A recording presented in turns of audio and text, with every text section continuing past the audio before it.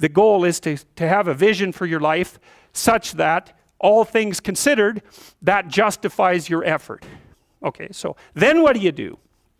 Well, then you turn down to the micro routines. It's like, okay, well, this is what I'm aiming for. How does that instantiate itself day to day, week to week, month to month? And that's where something like a schedule can be unbelievably useful. Google Calendar. It's like, make a damn schedule and stick to it. Okay, so what's the rule with the schedule? It's not a bloody prison. That's the first thing that people do wrong. They say, well, I don't like to follow a schedule. Well, it's like, well, what kind of schedule are you setting up? Well, I have to do this, then I have to do this, then I have to do this, you know, and then I just go play video games, because who wants to do all these things that I have to do? It's like, wrong. Set the damn schedule up so that you have the day you want. That's the trick. It's like, okay, I've got tomorrow. If I was going to set it up so it was the best possible day I could have, practically speaking, what would it look like? Well, then you schedule that. And obviously there's a bit of responsibility that's going to go along with that, because if you have any sense, one of the things that you're going to insist upon is that at the end of the day, you're not in worse shape than you were than at the beginning of the day, right? Because that's a stupid day. If you have a bunch of those in a row, you just dig yourself a hole and then you bury yourself in it. It's like, sorry, that's just not a good strategy. It's a bad strategy. So maybe 20% of your day has to be responsibility and obligation, or maybe it's more than that, depending on how far behind you are. But even that, you can ask yourself, okay, well, I've got these responsibilities. I have to schedule the damn things in. What's the right ratio of responsibility to reward?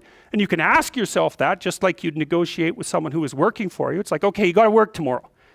Okay, so I want you to work tomorrow. And you might say, okay, well, what are you going to do for me that makes it likely that I'll work for you? Well, you could ask yourself that, you know. So maybe you do an hour of responsibility and then you play a video game for 15 minutes. I don't know, whatever turns your crank, man. But, you know, you have to negotiate with yourself and not tyrannize yourself. Like you're negotiating with someone that you care for, that you would like to be productive and have a good life. And that's how you make the schedule. It's like, and then you look at the day and you think, well, if I had that day, that'd be good. Great. You know, and you're useless and horrible, so you'll probably only hit it with about 70% accuracy, but that beats the hell out of 0, right? And if you hit it even with 50% accuracy, another rule is, well, aim for 51% the next week, or 50.5% for God's sake, or because you're going to hit that position where things start to loop back positively and spiral you upward. And so that's one way that you can work on your conscientiousness, is plan a life you'd like to have. And you do that partly by referring to social norms. That's more or less rescuing your father from the belly of the whale. But the other way you do that is by having a little conversation with yourself about, as if you don't really know who you are, because you know what you're like. You won't do what you're told. You won't do what you tell yourself to do. You must have noticed that. It's like you're a bad employee and a worse boss. And both of those work, you know, for you. You don't know what you want to do, and then when you tell yourself what to do, you don't do it anyways. You should fire yourself and find someone else to be. But you know, my point is that you have to understand that you're not your own servant, so to speak. You're someone that you have to negotiate with, and you're someone that you want to present the opportunity of having a good life to. And that's hard for people because they don't like themselves very much. So, you know, they're always like cracking the whip and then procrastinating, and cracking the whip and then procrastinating. And it's like, God, it's so boring, and it's such a pathetic way of spending your time. And you know what that's like, because you probably waste like 6 hours a day. And I think we did an economic calculation about that a while back, right? Your time's probably worth $50 an hour, something like that. I mean, you're not getting paid that now, but you're young. And so this is investment time. And what you do now is going to multiply its effects in the future. So let's say it's $50 an hour, which is perfectly reasonable. So if you waste 6 hours a day, and you are, then you're wasting about $2,000 a week, or about $100,000 a year. So like, go ahead, but that's what it's costing you every hour. And you need to know what your damn time is worth. So let's say it's not $50, it's 30, whatever. Maybe it's 100, it's somewhere in that range. One of the things you should be asking yourself is, when you spend an hour, was that, well, would have I paid someone $50 to have had that hour? And if the answer is no, it's like, well, maybe you should do something else with your time. And it depends on whether or not you think that your time's worthwhile. But the funny thing about not assuming that is, if you assume your time isn't worthwhile, what happens is you don't just sit around sort of randomly in a state of responsibilityless bliss. what you do is you suffer existentially. And so that seems like a stupid solution. So, okay, so anyways, as far as I can tell, that's how you can improve your conscientiousness. Outline a goal that you actually would like to hit. And even better, here's something else you can think about when you're negotiating in your life. You could say, if you're kind of pessimistic, you'd say, well, we have to negotiate an agreement. I'd like to walk away not miserable and resentful. Okay, let's call that a baseline. And that's how you're going to negotiate with your wife or your husband. That's a good thing to know. You want to negotiate so that you don't walk away miserable and resentful, because that makes you hostile, and then you'll work to hurt them. And I would say that's unless you want to hurt them, and then of course they'll happily return the favor. If you want to exist in a place where you're basically hitting each other in the head repeatedly for 30 years, you go right ahead. But I wouldn't say that that's a particularly good way of living. So you might say, well, the minimal precondition for a successful negotiation is that you don't walk away resentful and angry. And so that's also how you know when you have something to say to someone. Because the rule has to be, if you're going to walk away resentful and angry, you've got something to say. Doesn't mean you're right, by the way, but it does mean that you have something to say. But it's kind of a low bar, like if I wanted to live with you for 30 years, maybe we should say, how about we walk away from our mutual negotiations thrilled? Well, why not?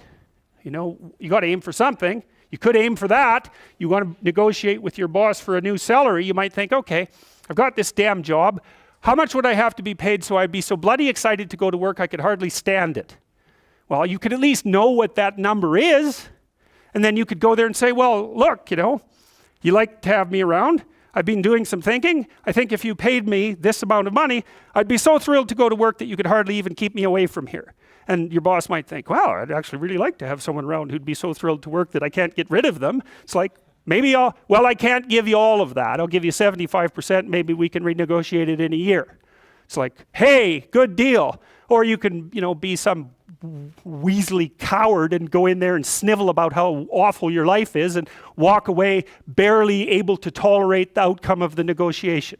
It's like, I wouldn't recommend that. And it's funny because I've watched people do this repeatedly in my clinical practice, because we plan all the time, because the rule is you're going to come and see me. I'm going to try to help you figure out how to have the life that you want to have. And we're going to think about that strategically. So you're making $50,000 a year right now. Maybe you should be making $150,000 in 3 years. And they think, well, that couldn't happen. It's like, not with that attitude. That's the first thing. It's like, no, that's not going to happen. If you don't ask people for the damn money, if you don't look for a better job, but they're going to come along and just shovel a boat full of money at you. It's like, no, that's not going to happen. But why is that impossible?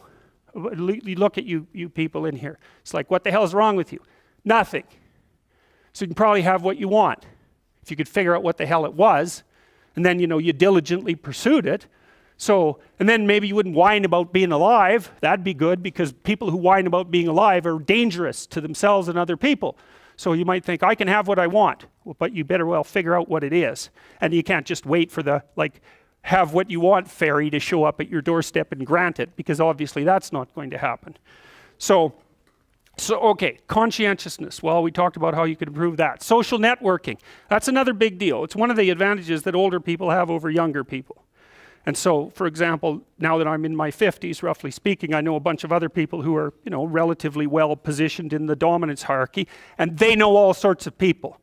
And so when I go to one of them and say, can you do X, or do you know X? They say no, but I know someone who can. And that's a huge advantage. So another thing that you want to think about as you move through life, and this is that use your ability to network properly. And that doesn't mean schmooze, and it doesn't mean go out and impress people. That's all just complete bloody rubbish. It means you try to surround yourself with people who are competent in multiple different dimensions, and you maintain your relationships with them. And that's a trading relationship too, right? It involves reciprocity. But it's a huge advantage. A social network is a huge advantage, and that's something extroverted people can be really good at, because they have that sort of social ability. And that goes along with the ability to sell. So another place that you can pick up power, and power for the good, for the right things, is to consciously develop and maintain your social networks. And that also means, well, let's talk about friendships for a minute. Here's how you know if someone's your friend. A, you can tell them bad news. And they'll listen. They won't tell you why, you're stupid and why that bad thing happened to you and how something worse happened to them once and, derail the whole conversation. You can actually tell them bad news and they'll listen. So that's a good thing. And then this is a weirder thing.